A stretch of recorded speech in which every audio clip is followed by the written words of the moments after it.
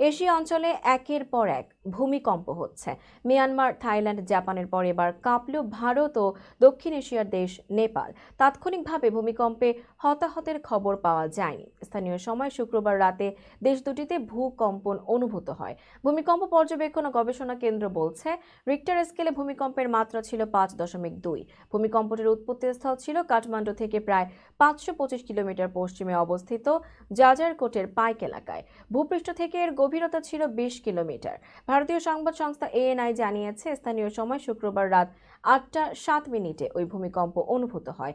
নেপালের এই ভূমিকম্পে দিল্লি সহ উত্তর ভারতের বিভিন্ন স্থানও কেঁপে উঠেছে। এদিকে পাপুয়া নিউগিনির উপকূলে 7.1 মাত্রার ভূমিকম্প সুনামি সতর্কতা জারি করে পরে তা প্রত্যাহার করা হয়। 7.1 মাত্রার এই ভূমিকম্প প্রশান্ত মহাসাগরীয় দ্বীপরাষ্ট্র পাপুয়া নিউগিনির নিউ ব্রিটেন অঞ্চলের উপকূলে আঘাত হেনেছে। ভূমিকম্পের পরপরই প্রশান্ত মহাসাগরীয় সুনামি সতর্কতা কেন্দ্র একটি সতর্কতা জারি করেছিল, যেখানে পাপুয়া নিউগিনির কিছু উপকূলীয় এলাকায় 3 মিটার পর্যন্ত ঢেউ আছড়ে পড়তে পারে বলে সতর্ক করা হয়েছিল।